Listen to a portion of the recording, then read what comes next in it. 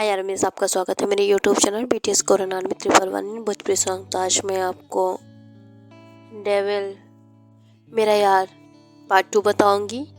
पिछली स्टोरी भी यही थी, वो माई बिलियनर हस्बैंड नहीं थी, वो डेविल मेरा यार था। और मैंने स्टोरी पढ़ने में थोड़ी सी गलती कर दी। स्टोरी नेम मैंने गलत पढ़ लिया था, जिस वजह से मैंने उसका नेम भी गलत बोल दिया है। और वो डेविल मेरा यार स्टोरी है जो मैं दे रही हूँ। माई बिलियनर हस्बैंड मैं बाद में दूंगी। और चलिए स्टोरी का सेकंड पार्ट स्टार्ट करते हैं। जैसा कि हमने पिछले पार्ट में देखा था कि तेकुक मिल चुके थे और उन दोनों की किस भी हो चुकी थी, पर जेके ने ते का फेस नहीं देखा था, बट ते ने देख लिया था। जब उसका दोस्त हॉबी जब उससे बोलता है कि अगर तुम्हें किसी और लड़की ने टच किया तो क्या तुम सच में अपने आप को भी कुछ कर लोगे, तो फिर ते कहता है कि मुझे सिर्फ वही लड़की छू सकती है। और हॉबी को गुस्सा आता है और कहता है कि कब से तेरा ही मैं सुन रहा हूँ कि उस लड़की को ढूंढते हैं, उस लड़की को ढूंढते हैं। आखिर तूने उस लड़की को देखा भी है? उसका नाम भी पता है तुझे? उसका एड्रेस कुछ तो पता होगा तुझे। एक तो उसने सारी इन्फॉर्मेशन गलत लिखी और ऊपर से तो उससे ढूंढना चाहता है, उससे प्यार करता है। और पता नहीं कि प्यार भी है या फिर नहीं, लेकिन तो उसके लिए पागल हुआ जा रहा है। और वो है कि तुझे कोई फ़र्क नहीं पड़ता। उस दिन से वो मुझे इस सियोल में दिखी तक नहीं, और तू मुझे कब से उसके लिए परेशान कर रहा है। तो ते कहता मुझे वही चाहिए। और वो अपने लिप्स पर सॉफ्ट लिप्स महसूस करने लगता है जब जेके ने उसे किस किया था। ऐसे ही दिन बीतते जा रहे थे। बहुत ढूंढने के बाद भी ते को जेके नहीं मिल पा रही थी। यहाँ पर एक औरत जो कि टेंस होती है, वो किसी का इंतज़ार कर रही होती है। और ते जब अंदर एंटर करता है तो खुश हो जाती, कहती है कि पूरे 2 महीने हो गए हैं, ना तूने मुझे कॉल किया और ना ही आने की खबर दी। अब बता कैसा है तू? ते जो कि जानता था उसकी माँ उसको लेके बहुत ज़्यादा परेशान हो जाती है, इस वजह से उसने अपनी मॉम को कुछ नहीं बताया था कि उसका एक्सीडेंट कैसे हुआ। और वो आकर डाइनिंग टेबल पे बैठ जाता है क्योंकि उसकी मॉम ने उसे खाना खाने को कहा है। और वो कुछ नहीं बोलता है और हॉबी भी उसके साथ बैठ जाता है। दोनों जैसे ही लंच करने वाले होते हैं तभी किसी के पैरों की आवाज़ सुनता है ते, और समझ आता है ये आदमी कौन है। और अपनी मॉम से कहता है मॉम मैं जा रहा हूँ। तो फिर देखी मॉम कहती है बेटा सुनो तो सही। और ते कुछ नहीं कहता है और वहाँ से निकल जाता है। यहाँ पर हॉबी उसके पास आता है और कहता है कि चाचा आइंदा से आप ज़रा सा कम दिखा करिए, मुझे नहीं पसंद कि कोई मेरे दोस्त को इस तरीके से हर्ट करे। और आपको तो पता ही होगा कि मेरे दोस्त का भी जल्दी एक्सीडेंट हुआ था, और मुझे जहाँ तक पता है उसमें आपका हाथ है। सबूत ना होने की वजह से मैं तुम्हें छोड़ रहा हूँ, लेकिन अगर सबूत आपके अगेंस्ट मिले तो फिर आपकी तो जान लेने में मैं खुद पीछे नहीं हटूँगा। फिर जे-होप एविल स्माइल देकर वहाँ से चला जाता है ते के पीछे। ते जो कि कार में बैठ चुका था। और इधर हम देखते हैं जेके जो कि रेडी हो रही थी अपनी कॉलेज के लिए। बहुत दिन से वो कॉलेज गई नहीं थी, इस वजह से वो कॉलेज आ जाती है। उसके सारे फ्रेंड्स उसे देखकर खुश होते हैं कि उसकी फ्रेंड आ गई है। और वो सभी उससे युंगी के बारे में पूछते हैं, जिमिन के बारे में पूछते हैं। वो कहती है वो दोनों बहुत ज़्यादा खुश हैं और बहुत ज़्यादा ही अच्छे हम लोगों को जीजू मिले हैं। और सभी जेके को बताते हैं कि यहाँ पर फेस्टिवल होने वाला है और तुझे परफॉर्मेंस करनी है, तू रेडी है? तो कहती हाँ मैं भी पार्टिसिपेट करूँगी और मैं बहुत ज़्यादा ही अच्छा डांस करूँगी। वहाँ के सारे जो लड़के होते हैं सब जेके को देखते हैं और जेके जो कि स्माइल करती हैं क्योंकि वो सारे उसके फ्रेंड्स होते हैं। कुछ लड़के जेके के दीवाने भी होते हैं। उनमें से एक होता है युंजन जो कि जेके का बेस्ट फ्रेंड होता है।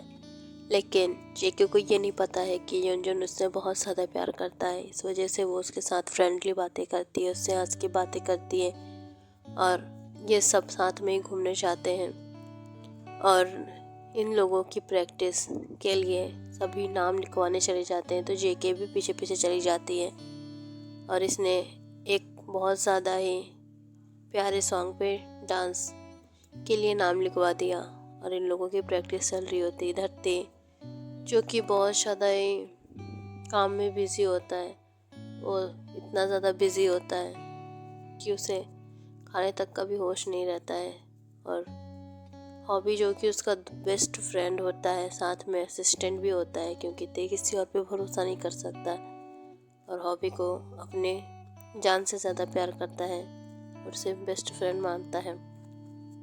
और ऐसे ही ये दोनों अपने वर्क को बहुत ज़्यादा ही स्ट्रिक्टली करते हैं, जिससे कि कोई भी इन्हें लॉस ना पहुंचा सके।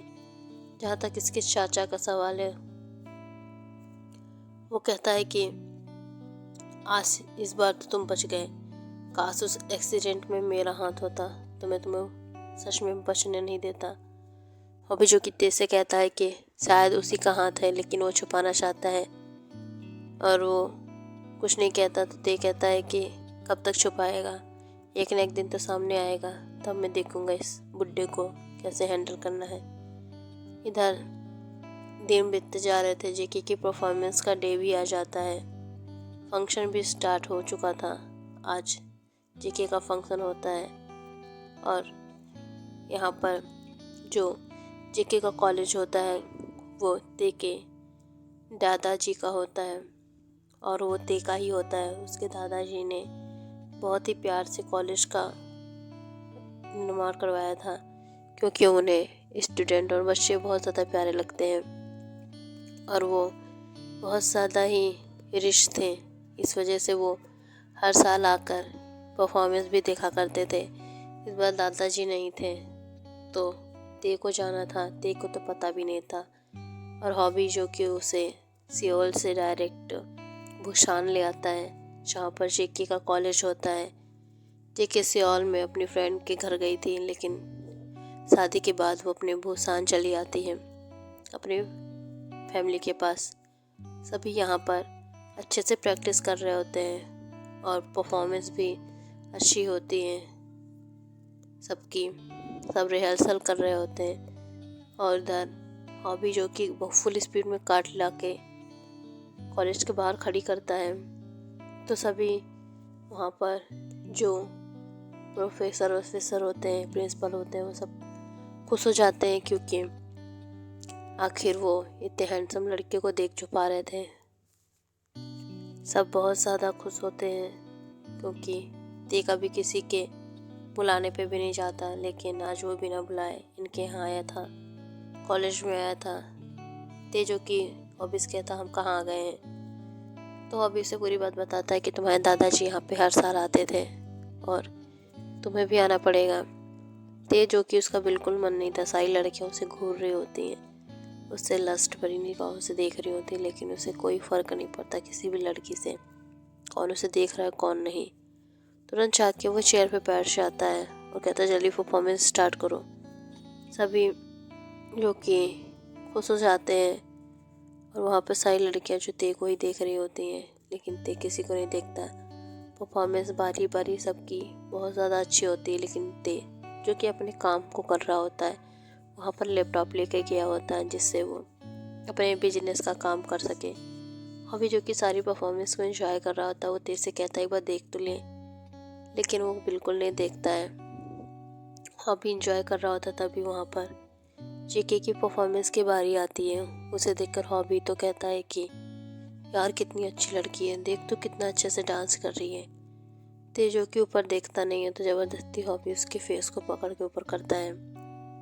तब जाकर ते जो कि बिल्कुल ही नज़र ही नहीं हटा पाता है, उसकी एंजल बहुत ज़्यादा ही प्यारी लग रही थी और उसे घूरता जा रहा था। तो हॉबी कह रहा था कि अभी तक तो उसे देखना भी पसंद नहीं आ रहा था, और अब देख कैसे इस लड़की को देख रहा है जैसे खा जाएगा। और तुरंत ही जब गाना ख़त्म हो जाता है, जेके जो कि लास्ट स्टेप करने के लिए आगे बढ़ती है, उसका पैर उसके कपड़े में फंस जाता है और वो मुंह के बल गिरने वाली होती है। तभी तेजोकी कस के उसे थाम लेता है।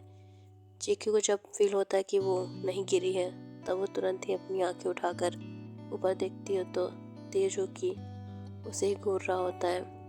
और जेके जो कि शौक हो जाती है कि ये आखिर उसे इस तरीके से पकड़ के क्यों रखा है, छोड़ क्यों नहीं देता।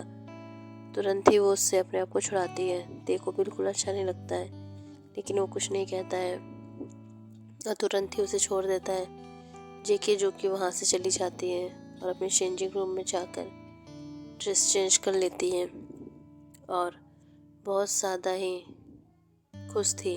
तभी सारे लड़कियां आके कहती है कि यार, जिस लड़के को देखने के लिए हम लोग तरस रहे थे, आज उसने तुम्हें अपनी बाहों में लिया। पता भी है वो कौन है? कोरिया का नंबर 1 बिजनेसमैन है और उसका बहुत ज़्यादा ही नाम है कोरिया में। जेके जो कि कुछ नहीं कहती और कहती है तो फिर क्या हुआ, और देख नहीं रही थी किस तरीके से वो मुझे घूर रहा था, जैसे भी कच्चा ही खा जाएगा।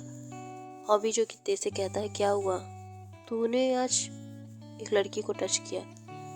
तो फिर ते कहता है कि वो वही है जिसे मैं ढूंढ रहा हूँ। हॉबी तो स्माइल करता और कहता है ठीक है, इसकी जो इन्फॉर्मेशन मैं अभी निकालता हूँ। ते कहता है हाँ, और मुझे आज शाम तक चाहिए, अब चल जल्दी। तुरंत ही वो लोग निकल जाते हैं। ते जो कि जेके को फिर से ढूंढने की कोशिश करता है, लेकिन नहीं मिलती क्योंकि जेके तुरंत ही अपने घर के लिए निकल जाती है।